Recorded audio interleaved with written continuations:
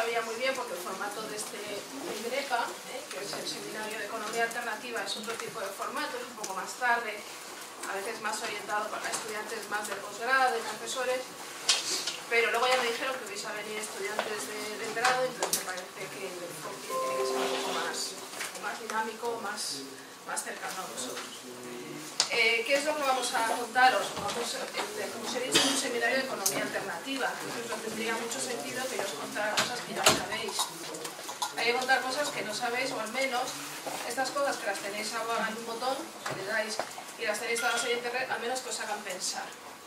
Por eso el título no es un título, es un título intencionado, es decir, lo de repensar nuestra economía, no es la economía de cada uno de nosotros en casa, que también, supongo que ya lo habéis visto, que lo vais a seguir haciendo, sino la economía que estudiamos aquí, la economía que estudiamos en el alumno. Yo hay una definición que yo tengo muy presente, que es la definición que me dieron de economía el primer día que yo entré en esta facultad, yo estudié aquí también, y es una economía, la definición que me dieron fue: la economía es una ciencia social, mucha gente todavía no lo sabe, que estudia cómo satisfacer necesidades con unos recursos que son escasos y susceptibles de usos alternativos.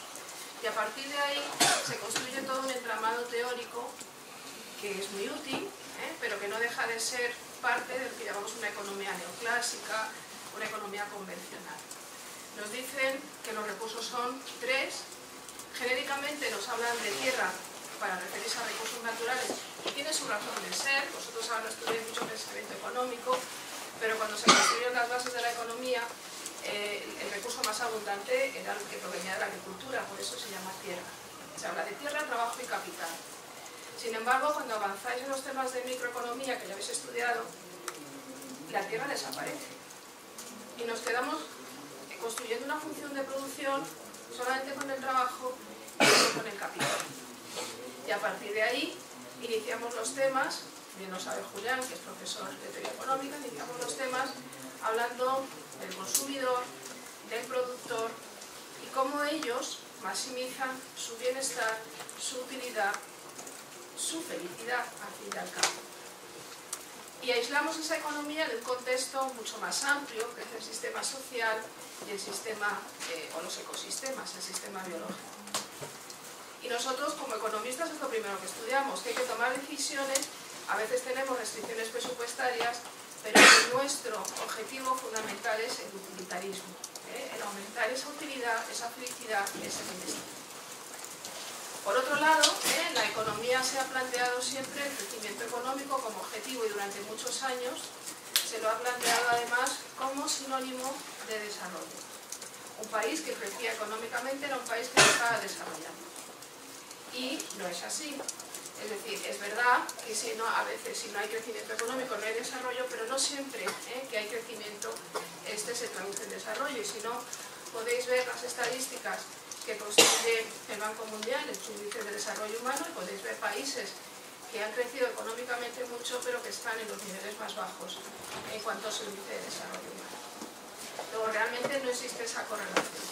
Con estas críticas a lo que es la economía convencional y a los costes ambientales y los costes sociales que tiene nuestra economía convencional se vienen planteando desde hace muchos años, y la economía no ha sido ajena, es decir, la economía no ha dado la espalda al problema. De hecho, si vosotros os molestáis encontrar, no las transparencias que os da el profe, que seguramente sí, pero si cogéis el manual y os vais hacia las últimas páginas, os vais a encontrar el problema de las externalidades.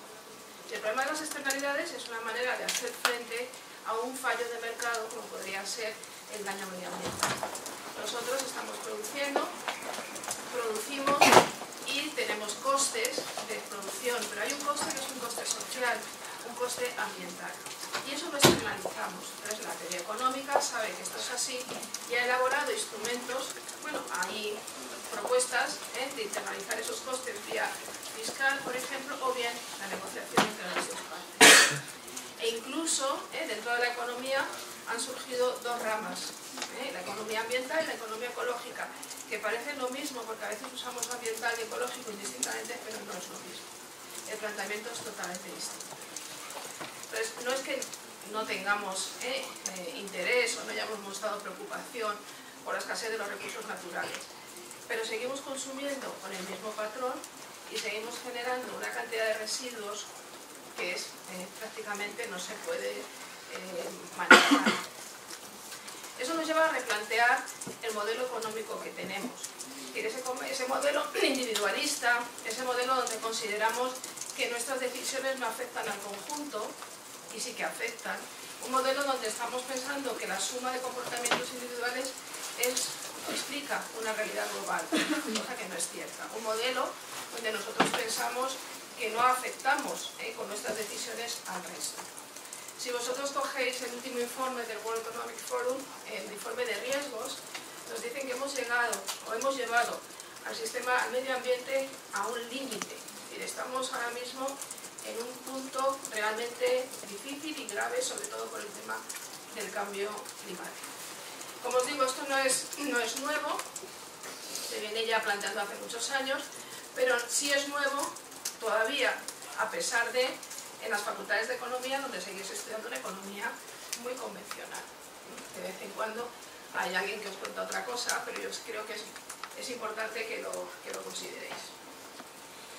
El año pasado tuve la oportunidad, me invitaron a una cumbre, que es una cumbre que tuvo mucha repercusión mediática, porque vinieron 5 premios Nobel, entre ellos Barack Obama, y la organizaba una fundación que se llama Advanced Leadership Foundation, y este es el presidente, se llama Juan Verde, ha sido asesor de Obama, bueno, se le conoce también por otras cuestiones, y él nos hablaba de un proverbio, decía, este es un proverbio chino, que, bueno, que en los tiempos actuales tiene mucho interés, ¿no? Pues decía, si tu plan es a un año, siembra arroz, si tu plan es a 10 años, siembra árboles, pero si tu plan es a 100 años, tienes que educar a tu comunidad. Hay que daros otro enfoque distinto. Esto se suma a algo que he leído recientemente, bueno, y que yo ya le vengo dando vueltas desde hace mucho tiempo, que es un libro que he comprado, son las 21 lecciones del siglo XXI, que habla de la educación, y os dice lo que os he dicho yo antes. Vosotros os metéis en internet y tenéis absolutamente todo, pero pensamiento crítico, creatividad, emprender, tener ideas, innovar, eso es algo que os corresponde y eso es algo a lo que vais a tener que enfrentaros en el mercado.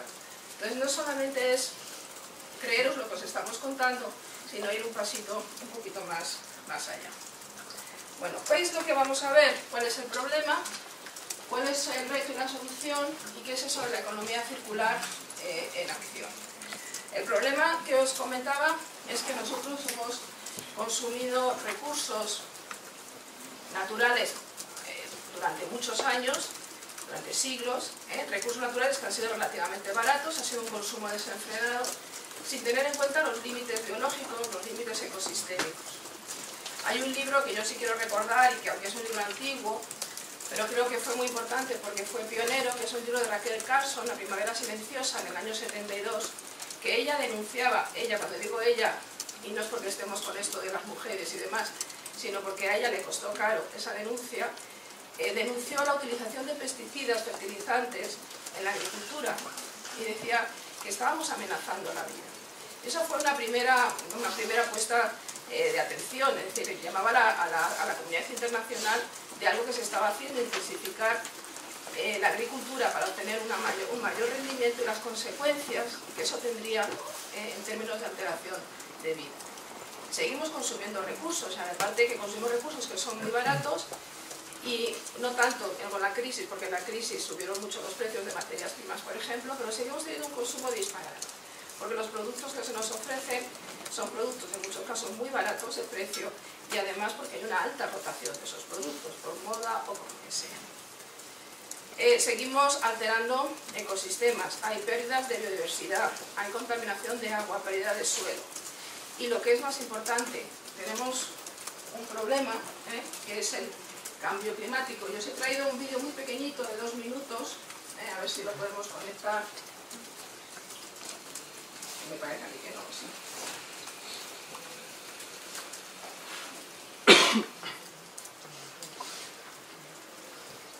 Lo que no hay es volumen. Sí. Así.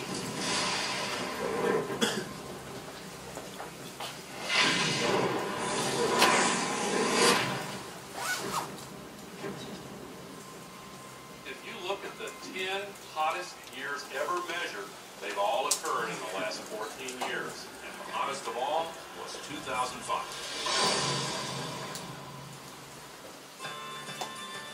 Scientific consensus is that we are causing global warming. I am Al Gore. I used to be the next president of the United States of America.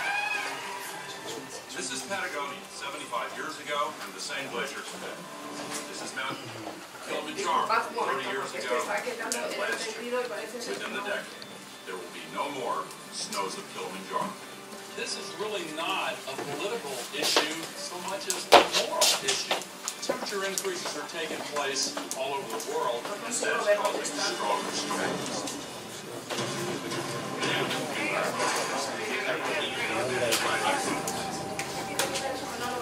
Early this morning, Hurricane Katrina slammed into New Orleans.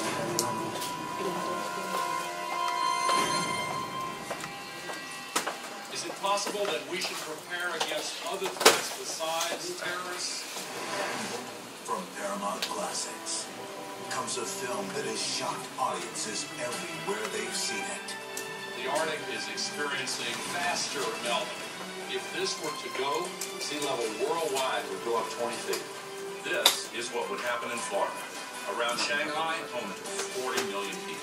The area around Calcutta, 60 million. Here's Manhattan. The World Trade Center Memorial would be underwater. Think of the impact of a couple 100,000 refugees, and then imagine 200 million. We have to act together to solve this global crisis.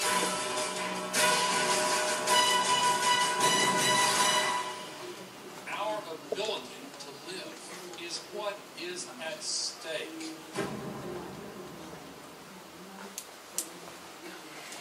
Pues ahí lo tenéis, es un trailer de una película que hicieron sobre el cambio climático, que lo promovió Al Gore, que se presentó como presidente, como candidato a la presidencia de Estados Unidos. Ahora no se ve, es que no sé dónde se quita el YouTube. Leyes, diversión en todas sus formas. Estos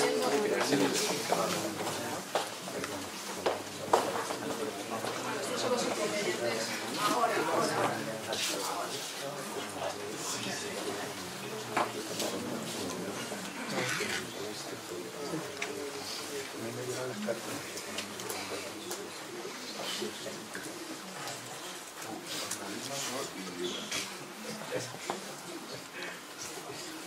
Bueno, como os decía, pero intentaba quitar eso que ponía ahí entendido y no había manera de llegar a la pantalla. Bueno, ahí tenéis el problema fundamental, que es el cambio climático. Ya sabéis que sobre esto hay negacionistas, y no se lo podéis preguntar al nuevo presidente de Estados Unidos. Pero bueno, la realidad es la que es, y la realidad es que las emisiones de gases de efecto invernadero, sobre todo de dióxido de carbono, que está absolutamente o científicamente confirmado que es el principal gas de efecto invernadero, el que produce fundamentalmente el efecto invernadero, ha aumentado.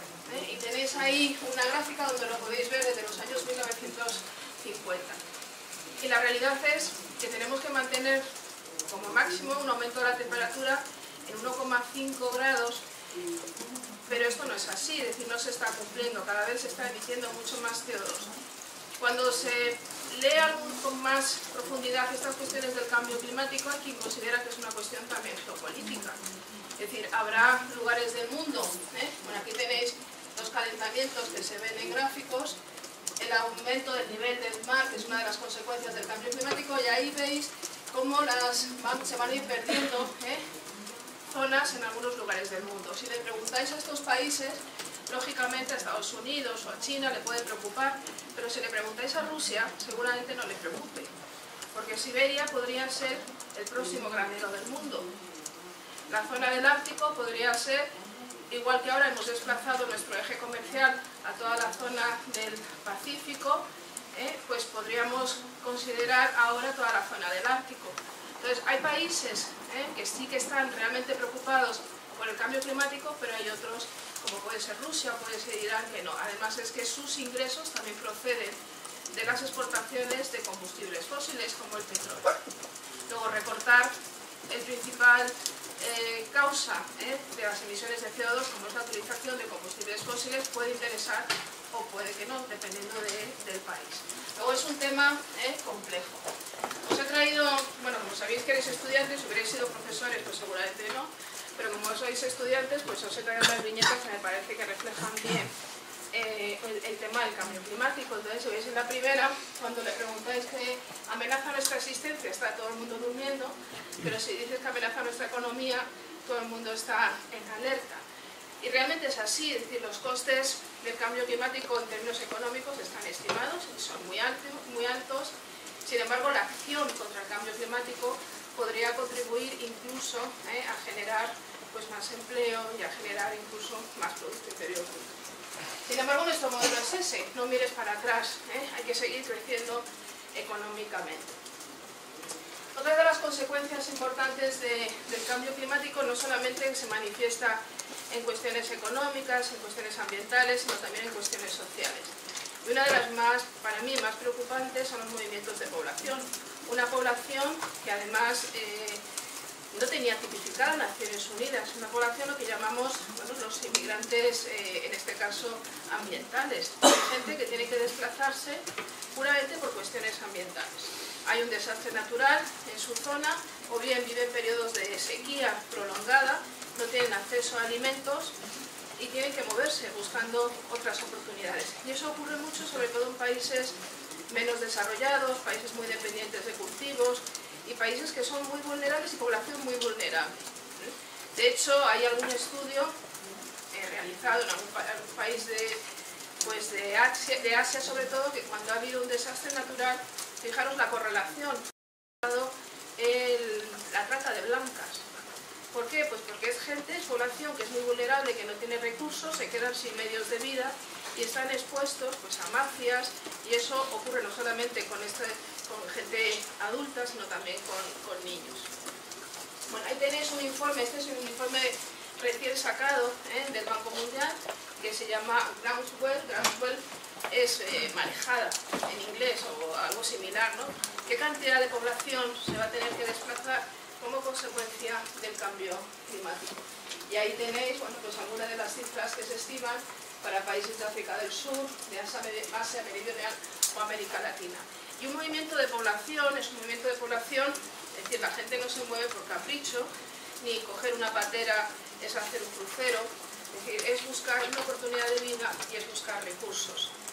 Pero los países de acogida tienen que tener la infraestructura también para poder bueno, pues acoger a toda esta gente, a esta migración. ¿Cuál es el reto? Bueno, pues el reto lo podríamos haber planteado simplemente repensando el modelo que se ha hecho. Es decir, como os decía al principio de la sesión, ya a finales de los años 60 y principios de los años 70 hubo autores que se plantearon y que hicieron su crítica al modelo de crecimiento económico. Y se empezó a hablar de conceptos pues, muy similares a lo que conocéis de desarrollo sostenible.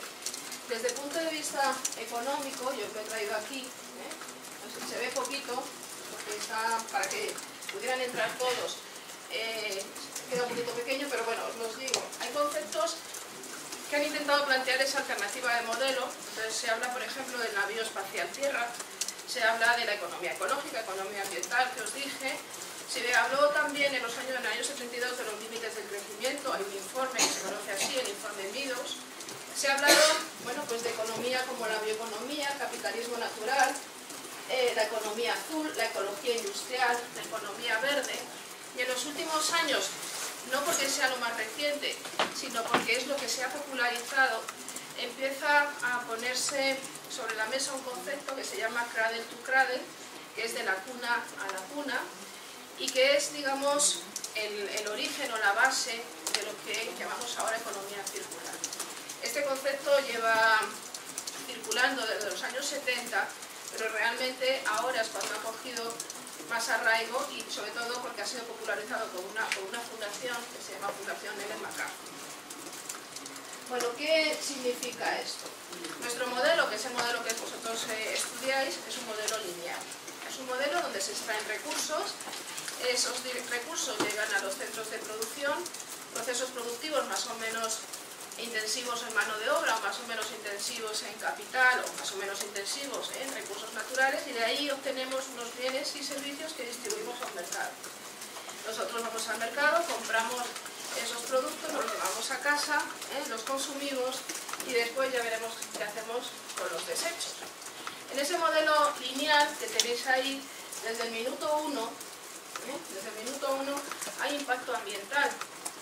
Bueno, no es exactamente así, porque cuando se estudian estas cuestiones se sabe que hay una parte de esa contaminación que puede ser, la propia naturaleza puede hacer frente a esa contaminación, es decir, hay una capacidad de asimilación. El problema está cuando nosotros superamos esa capacidad de asimilación, pero de lo que no cabe duda es que desde el momento 1 hay lo que llamamos, desde el punto de vista de lo que es la gestión ambiental, lo que llamamos una mochila ecológica. Y nosotros no estamos impactando ambientalmente cuando producimos, sino que ya antes hay impacto ambiental. Muchas veces se están extrayendo esos recursos de una manera que no es sostenible, que no se están respetando los tiempos de regeneración de los recursos. O aquellos incluso que son renovables, los explotamos a una tasa superior a la reposición de esos recursos por otros que así lo sean. Y podemos llegar incluso a empeorar su calidad. Por ejemplo, en el caso del agua, si nosotros agotamos un acuífero, alguien dice, es que los acuíferos se pueden renovar. Es cierto, pero si nosotros sobrepasamos esa explotación, ese agua lo que puede es empeorar en términos de calidad, puede ser un agua mucho más salina, puede ser que ya no sea ni apta para regar ni para consumir. Si nosotros pescamos peces, los peces son renovables, claro que sí, pero si no permitimos la capacidad de regeneración de esos peces, los bancos de peces y eso, esto sí es que se estudia con modelos matemáticos, llega un momento en que la capacidad de reproducción va siendo cada vez menor y los podemos llevar a la extinción. Por lo tanto, el modelo es un modelo que tiene impacto ambiental desde el principio y cuando nosotros producimos, no solamente producimos un producto, un bien o un servicio, sino que estamos generando un subproducto. Y ese subproducto es la contaminación. ¿Y esa contaminación qué hacemos con ella? Tenéis un montón de películas que hablan de esto, desde la de Julia Roberts, Brockovich, ¿no? Se llama Brockovich, hasta una que es mucho más antigua, pero que yo recomiendo ver, que se llama Acción Legal, de John Travolta, donde se habla de esto, de la externalidad. Es decir, ¿cómo hacemos frente a esa externalidad? ¿Cómo internalizamos el coste de contaminar?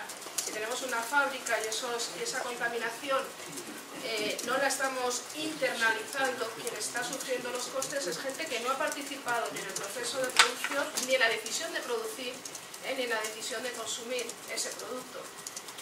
¿Vale? Entonces, pero esa cuestión, como os digo, desde el punto de vista de la teoría económica sí se ha tratado, pero no siempre es fácil determinar quién es el causante de la externalidad.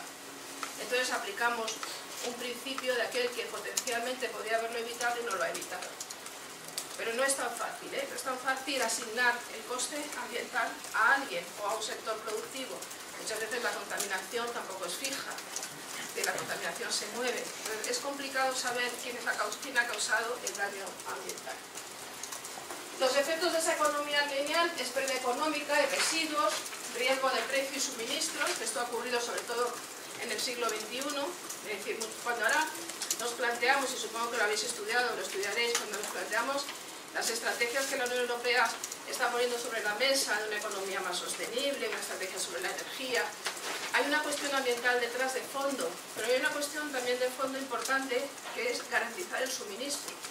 Es decir, Europa es muy dependiente de recursos naturales, sobre todo de recursos energéticos. Entonces, el tema no es solamente tener un modelo mejor, sino garantizar el suministro futuro de recursos naturales y deterioro de los sistemas naturales. Nos podríamos haber planteado, es decir, de todas las opciones que había hay muchas, pero hay dos que surgen con fuerza. Una es el decrecimiento, que eso sí que daría lugar para otra charla, no para darla yo, aquí hay profesores en la Autónoma que saben mucho de decrecimiento, como por ejemplo Carlos Taibo, que escribe sobre ello, y que yo invito a Juliana a que haga un seminario sobre decrecimiento económico. Claro, hay gente que se echa las manos a la cabeza, ¿cómo vamos a decrecer? Esa es una posibilidad.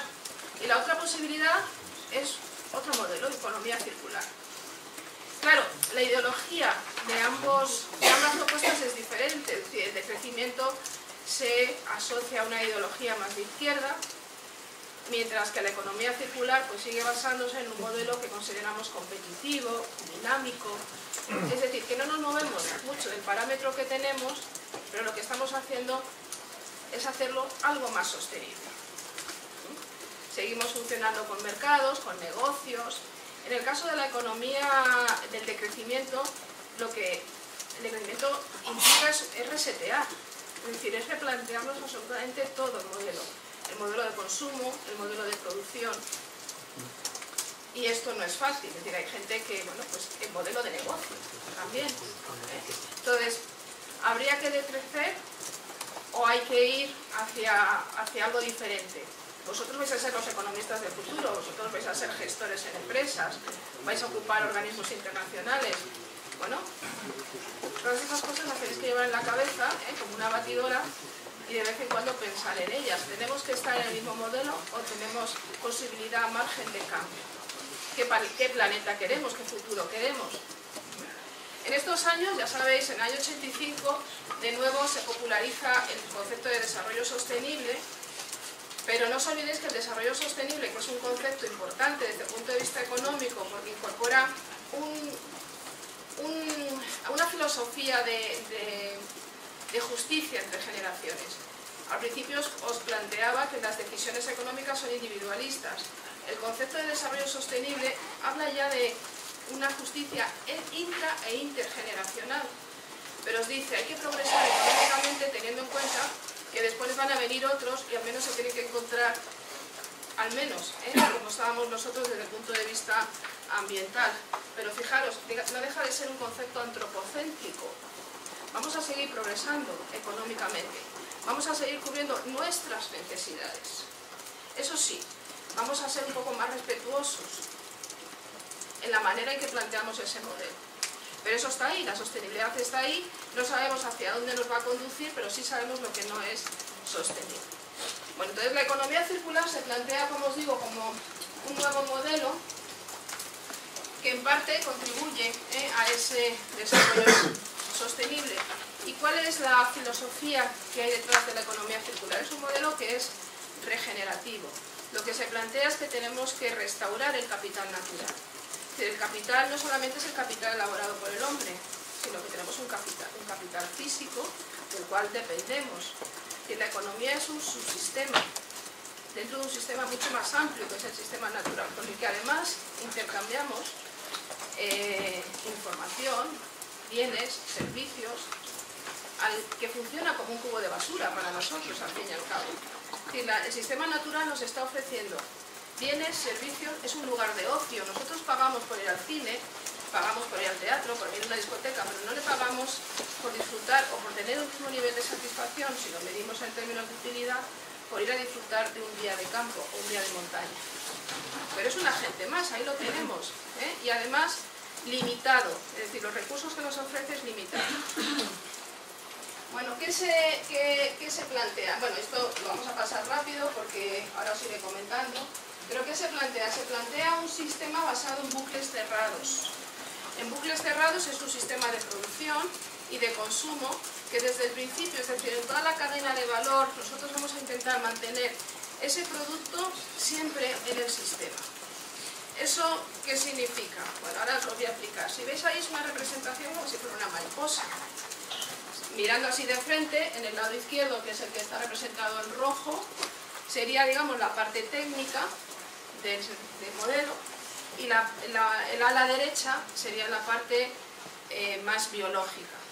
Entonces, es un sistema de producción donde nosotros vamos a tener componentes biológicos, los recursos naturales, y vamos a tener componentes técnicos. Es decir, la parte izquierda está más ligada a cuestiones económicas, industriales, la parte derecha está, visto desde mi lado, desde el vuestro es al revés, la parte izquierda es la biológica y la parte derecha es la técnica. ¿Eso qué implica? Cualquier proceso productivo utiliza procesos técnicos, maquinaria, materiales que no se pueden descomponer naturalmente, pero también utiliza otro tipo de materia prima, que cuando dejamos de utilizarla sí que se descompone de manera natural. Entonces, el sistema lo que plantea es hacer una combinación de estas dos partes, pero teniendo en cuenta que nosotros cuando dejemos de consumir un producto, si ese producto tiene un gran componente de materia orgánica, de materia, digamos, más ambiental, esa materia prima se va a descomponer de manera natural sin tener que hacer nada. Se integra en el sistema natural. Pero hay una parte que es más técnica, que deciros, por ejemplo, el acero. Y eso no se descompone de manera natural, pero lo que tampoco podemos hacer es que se convierta en un residuo, en un desecho. Tenemos que plantear un modelo donde esa forma de producir nos permita que cuando el producto ya no lo vayamos a utilizar nosotros, sí pueda ser utilizado por otros. Entonces, ese residuo puede formar parte o ser un input de otro proceso productivo. Eso no es tan fácil, implica replantear el modelo desde el principio, implica que cuando nosotros diseñamos un producto tenemos que diseñarlo pensando en esas dos componentes, tenemos que pensar diseñar un producto que pueda ser fácilmente separable, que se pueda remanufacturar, que se pueda reciclar y que sea de la suficiente calidad como para que no pierda valor, cuando nosotros lo integramos de nuevo en otro proceso productivo. Es decir, le queremos dar indefinidas vidas, de manera que lo que vaya al sistema natural sea cada vez menor, prácticamente nada. Es decir, y además esto dentro de las propuestas de la Unión Europea es ir hacia cero residuos casi. De aquí a veces va a ser, porque tiene un objetivo muy a medio plazo, pero yo no creo que se vaya a conseguir tan rápido. Implica crear productos que duren.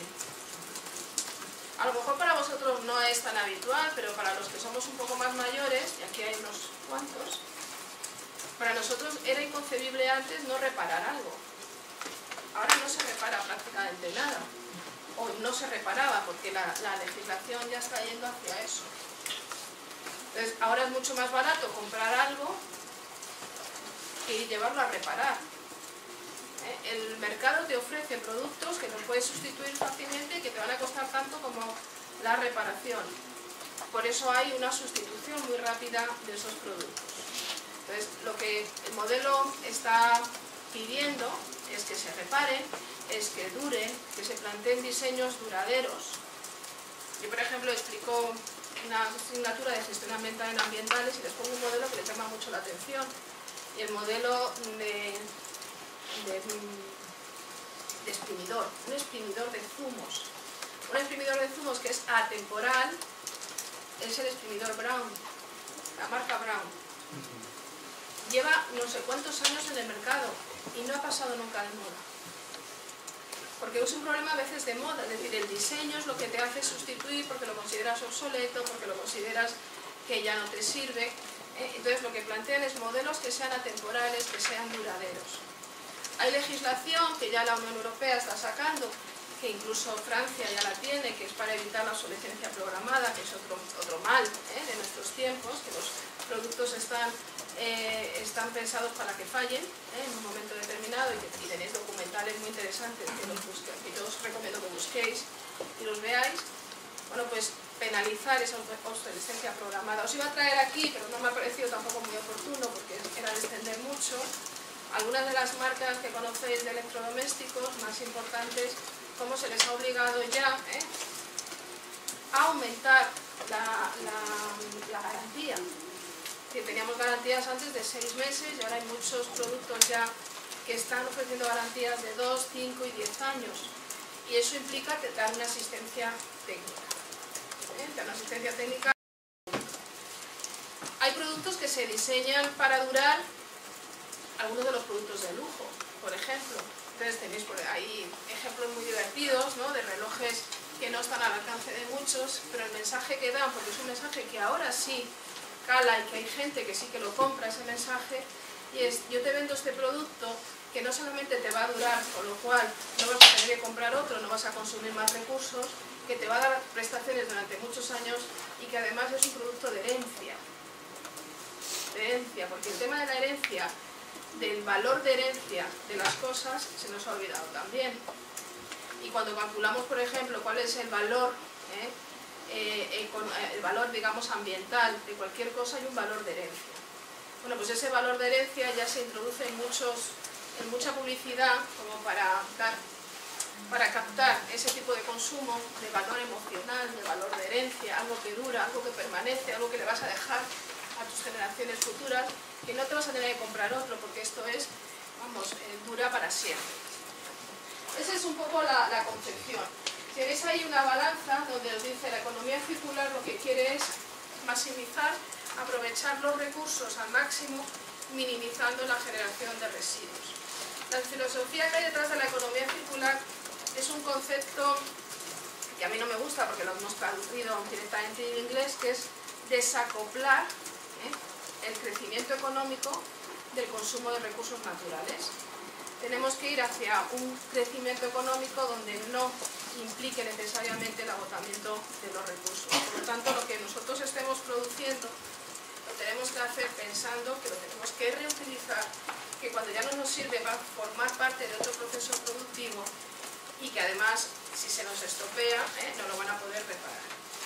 Y detrás de esta filosofía de economía circular, fijaros que esto implica plantearse muchas cuestiones también desde el punto de vista económico, sobre todo a nivel micro, no tanto a nivel macro, porque paralelamente al modelo pues se habla de crear negocios que sean mucho más sostenibles.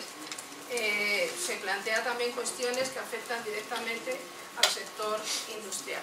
Pero hay una cuestión que eso también vosotros os manejáis fenomenal con ella, y es una economía de servicio. Es decir, la economía, nosotros debemos ir, y ya estamos yendo de alguna manera, una economía de servicios, una economía colaborativa. Lo que tenéis, por ejemplo, con estos coches que cogéis, alquiláis y los dejáis, que vais pagando por minutos, forma parte de lo que sería en parte esta filosofía. Bueno, ¿qué apoyos tiene desde el punto de vista político? Bueno, pues los acuerdos de París, que ya sabéis que fue un compromiso que se viene desde hace muchos años hablando ya de esto, y que es la limitación y hacer frente al cambio climático, los objetivos de desarrollo sostenible, que, bueno, parece, o por lo menos la sensación que a mí me da, es que ya se están tomando en serio. Primero hubo objetivos de desarrollo del milenio, si os acordáis, os lo habéis estudiado, y ahora esos objetivos del milenio se han ampliado a 17 objetivos dentro de un marco más general, que es la Agenda de Desarrollo del 2030, pero que tiene, para mí, desde este punto de vista, desde otros tiene temas muy interesantes, pero desde este punto de vista tiene dos muy interesantes, y es que incluye específicamente uno de cambio climático y otro de producción y consumo sostenible. Y eso ya tiene mucho que decir. Y luego está el paquete de economía circular.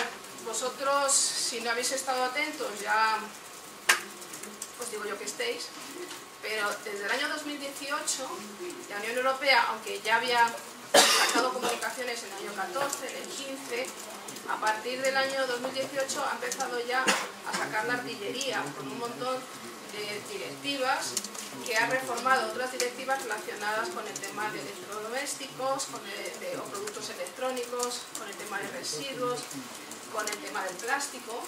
Eso es algo que lo estáis viviendo vosotros habitualmente, y todo eso forma parte de la estrategia de economía circular de la Unión Europea, y tiene un montón más de propuestas legislativas para hacer frente a esta cuestión. Desde el punto de vista, en el caso de España, nosotros firmamos un pacto con los principales agentes económicos en el año 2017 de compromiso, y hay una estrategia elaborada de economía circular que se decía que se iba a publicar ahora recientemente. Yo no sé si con esto del cambio político la tienen un poco ahí a la espera, pero esa es una estrategia que está ya ahí. Como os digo, ha habido nuevas directivas de la Unión Europea, un gran impulso, y luego seguirá, como os digo, seguirá habiendo más medidas en este sentido. Hay una cuestión importante dentro de la economía circular, que es el despilfarro alimentario. Es algo sobre lo que también se está incidiendo mucho, y que ahora vais a ver una aplicación. Ahora os voy a contar una que os va a llamar la atención. En el caso de España, como os digo, tenéis la estrategia, y hay un nuevo plan que se aprueba a finales del año pasado, que ya había legislación al respecto, que lo que se quiere es de alguna forma comprometer también a un agente importantísimo y que tiene un peso muy importante en las compras, que es el sector público. Entonces, que dentro de la contratación pública aumenten esos criterios ecológicos y de alguna forma sin darnos cuenta de la relación tan importante y del papel tan importante que juega el sector público, porque aquí estamos hablando de negocios industriales, estamos hablando de un compromiso, una concienciación por parte vuestra, pero ahí está el sector, está el Estado, que con sus propuestas legislativas y también con la forma, con su acción, influye mucho, puede influir en el cambio de modelo.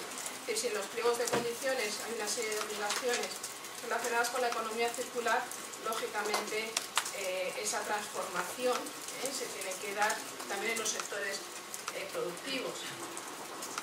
Os pongo un ejemplo que es muy similar a algo que ocurrió aquí en los años 90 en España. La contratación pública exigía a empresas, por ejemplo, constructoras, que tuvieran certificaciones ambientales. ¿Se lo creían las empresas? Pues muchas de ellas seguramente no, pero se certificaban. Se certificaban y se comprometían al cumplimiento de la legislación y a tomar medidas ambientales, porque les abría una puerta a la contratación pública que permitía acceder a los concursos públicos. Eso dio lugar a que España en un momento dado fuera el segundo país del mundo en certificaciones ambientales. Es decir, como si la conciencia ambiental hubiese aumentado muchísimo por parte de las empresas. Sí, ha habido cambios, pero muchas veces será de alguna forma también el mercado obliga. Y aquí el sector público tiene un papel muy relevante, es decir, si el sector público obliga, el resto de los sectores tienen también que ajustarse. Bueno, ¿cómo vivimos esto? ¿Cómo vivimos esto? ¿Es el mejor modelo? Pues no, claro que no. Pero, bueno, mejor que no hacer nada o mejor que mantenernos en el que teníamos, pues yo creo que sí. Hay quien considera, hay gente que dice que la economía circular no es rentable. Sí que lo es. O por lo menos hay estudios que dicen que sí que lo es. Ahora os voy a poner ahí simplemente, muy rápido, para no aburriros mucho, unos datos, pero hay estimaciones de que el crecimiento de la Unión Europea de aquí al año 2030 va a ser un crecimiento importante en cuanto a generación de empleo también. Se han hecho estudios para algunos países de la Unión Europea, concretamente para España, se ha estimado que si el modelo se implanta y realmente se hace como se debe hacer, se podrían crear hasta 200.000 empleos.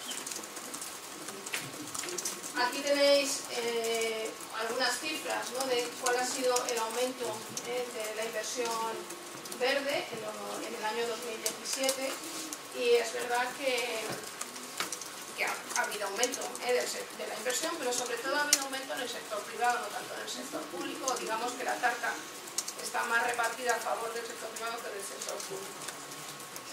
La cuestión de todo esto, es decir, el tema de las energías renovables, del transporte y tal y cual, es que en muchos casos, salvo en el caso de China y en algún otro país, se suele hacer en los países desarrollados. Si vosotros hacéis un análisis de patentes de dónde se está haciendo inversión verde y donde hay tecnologías ambientales, fundamentalmente es Europa, la Unión Europea y también China. Y el problema del cambio climático no es una cuestión de que 3 países desarrollen patentes tecnológicas, que casi siempre suelen ser correctivas más que preventivas, sino que pueda haber esa transferencia tecnológica de la que se puedan beneficiar otros países. Y si no hay esa transferencia tecnológica, los países en desarrollo, entonces, ¿qué pueden hacer? ¿Qué podrían hacer? El problema es que esto no es tan fácil y esto daría lugar también para otra cuestión. Como os digo, el reparto es más hacia el sector privado que hacia el sector público. Y aquí tenéis algunas de las cifras que se han estimado de cómo va a potenciar el crecimiento de la economía circular. Las estimaciones dicen que en el año 2030 se podría crecer un 11%, que la estimación de crecimiento de la Unión Europea sería un 4%, pero que con una economía circular podríamos llegar al 11%. Me parece mucho, pero es lo que dicen los que han estudiado el tema desde el punto de vista con los datos. Vamos, en el año 50, fijaros, un 28%. En cuanto a lo que es el consumo de materia prima, que es lo que interesa, porque el modelo está basado en eso, en desacoplar o desvincular el crecimiento económico al consumo de materia prima, si mantuviésemos una economía lineal, el crecimiento seguiría siendo exponencial, porque se prevé además un aumento del consumo exponencial. Daros cuenta que se estima que la población puede llegar a 10.000 millones de personas en el año 2050, y eso es más consumo. Entonces, si mantuviésemos una economía lineal, esa economía implicaría un aumento del consumo, que es la línea que tenéis arriba, Mientras que si el modelo circular se va implementando y va teniendo éxito y podemos seguir recuperando sus materiales y introducirlos en otro proceso, reduciríamos el consumo de esta materia prima de manera significativa. Hay un tema que es importante también, pues porque el cambio climático está muy ligado, como os he dicho, a las emisiones, y un sector emisor es el sector transporte, es el tema de los transportes en las grandes ciudades. Y os lo he dejado, bueno, os lo he traído para que veáis algunos datos, ¿no? Más de 200 ciudades globales están utilizando sistemas BRT, que son bus de tránsito rápido, que es un transporte más ecológico.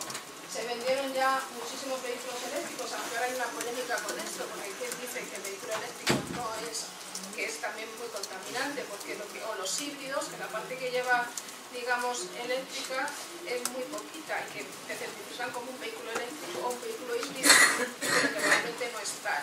Ahora hay cierta polémica con esta cuestión. Y el tema de las bicis compartidas y tal, que aquí en Madrid lo hemos visto. Y fijaros, este gráfico me parece curioso, que es hacia dónde pueden ir las ciudades, ¿no?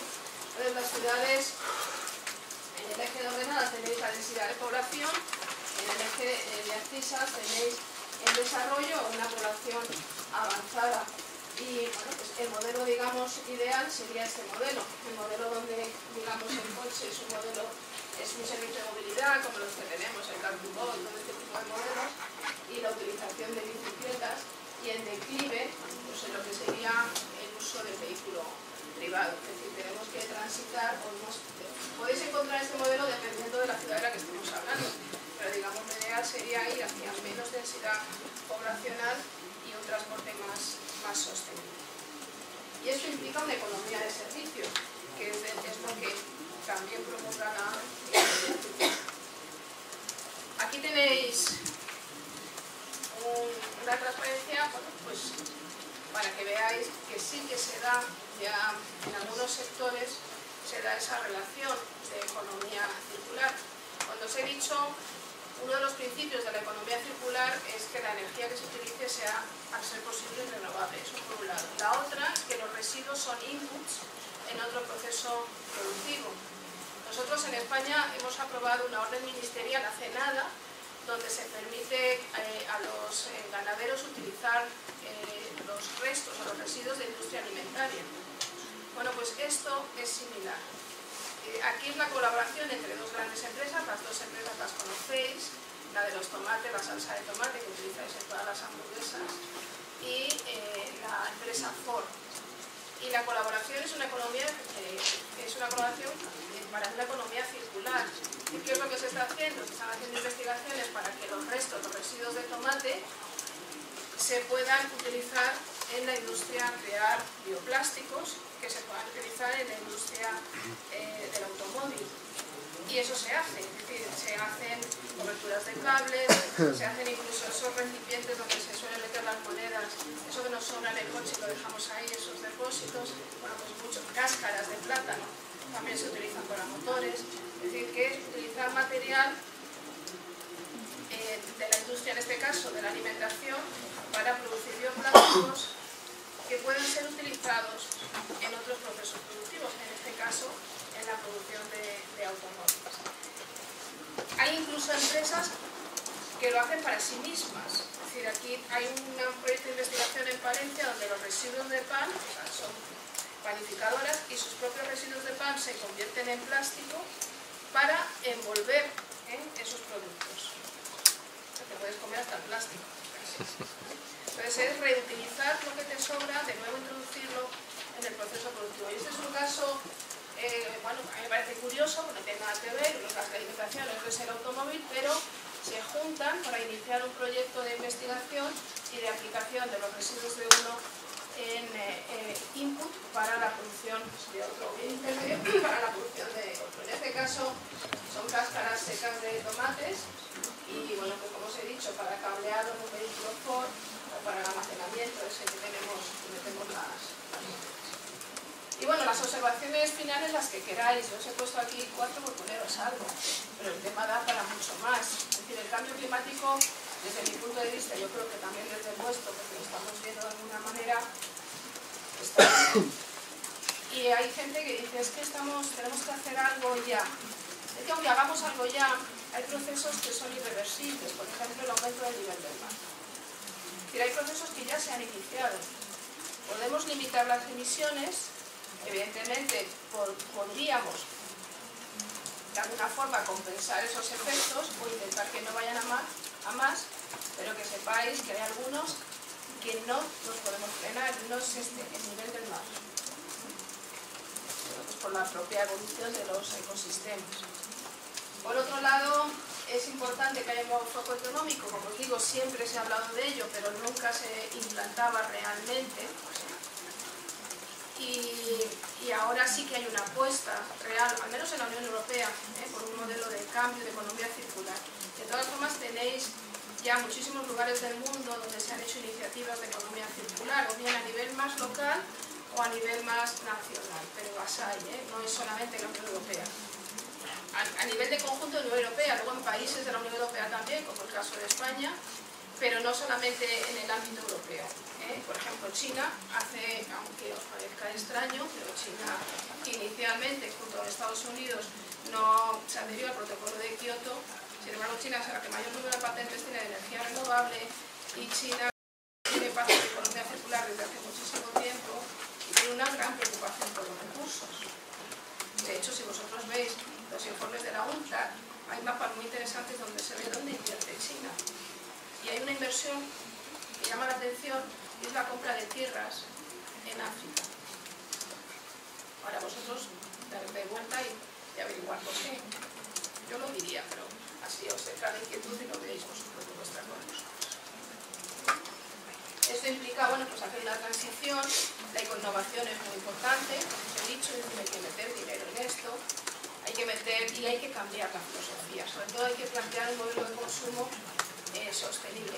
No sé si habéis visto la campaña de Adolfo Domínguez, creo que es, que a mí no me extraña que esa campaña la haya hecho Adolfo Domínguez por una razón, y esto es de Lola, porque este señor que os he puesto al principio, Juan Verde, que es el líder o el presidente de esa fundación y que ha sido asesor en Estados Unidos, él es canario y está casado con una hija de Adolfo Domínguez. Y Adolfo Domínguez, buscarlo, si no lo sabéis, ha hecho una campaña que dice, bueno, más o menos, ¿no? Si te vas a comprar algo, piensa si lo necesitas. Piensa si realmente... Y esto, viniendo de alguien que quieren que le compres, pues es algo curioso. Y vais a ver muchas campañas, incluso de eléctricas, porque el tema del medio ambiente, de la responsabilidad que supone esto, vende.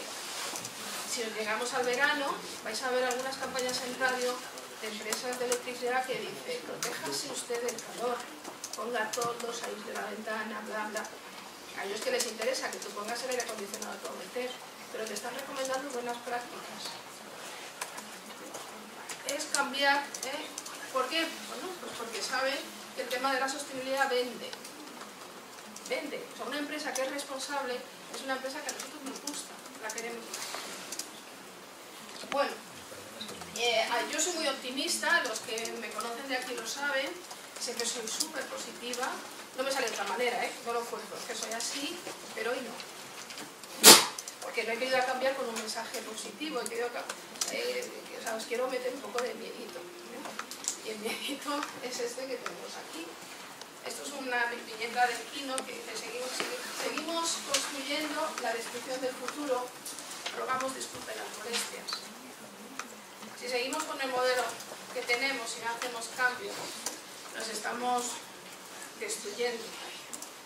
Y los datos lo evidencian, otra cosa es que no lo queramos ver.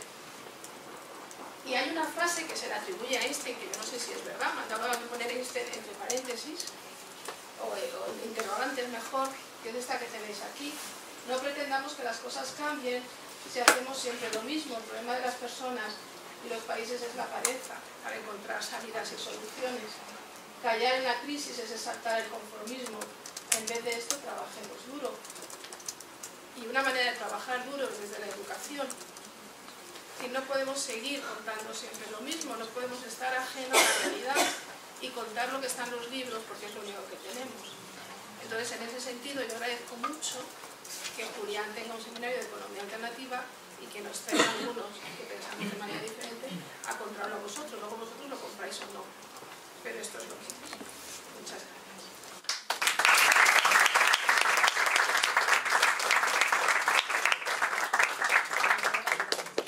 Si queréis alguna pregunta, a vuestra disposición. ¿No queréis preguntar más? ¿No queréis preguntar más? ¿No? ¿No os llama la atención nada? Estás ahí con ganillas.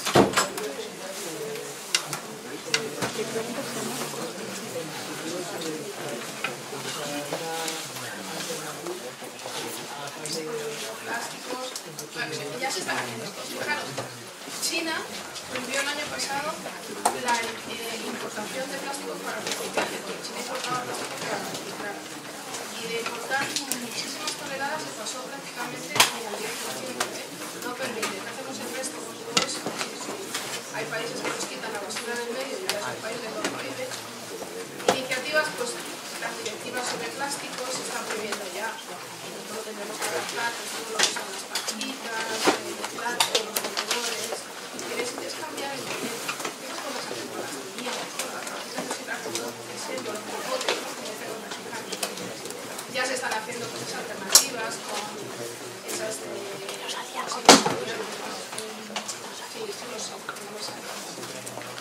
de bambú, por ejemplo, los cepillos de dientes. Si tú te metes en internet, hay gente emprendedora que ya hace cepillos de dientes también de bambú. Lo único que es como todo, si no hay mercado, el producto sigue siendo caro. Pasa con los productos también ecológicos, que eran prácticamente inasequibles, pero eran muy caros. Ahora ya es muy raro no encontrar en superficies están y bastante asequibles. Es un tema de consumidor. Ahora, nosotros en las redes, yo que sí las sigo, la gente no entiende, por ejemplo, que venga la fruta envasada. No solamente eso, sino que la traigan partida y envasada con plástico. Pero es una, si el consumidor sigue comprando eso, seguirán ofreciéndolo así, con el polispán, la bandeja. Es una cuestión también nuestra de pensar en el modelo. Si yo voy a comprar un mercado y le va a meter un pescado en una bandeja de polispán, le digo no. Ahora ya se va a permitir llevar los tuppers a unas superficies para que te lo pongan ahí. Es cambiar el... hay que ir cambiando. Eso es una cuestión de transición. Costará. Y luego ya se tuvo mucha innovación, mucha investigación en el tema de los plásticos. ¿Alguna cuestión más? Bueno, muchísimas gracias por haberme acompañado y hasta la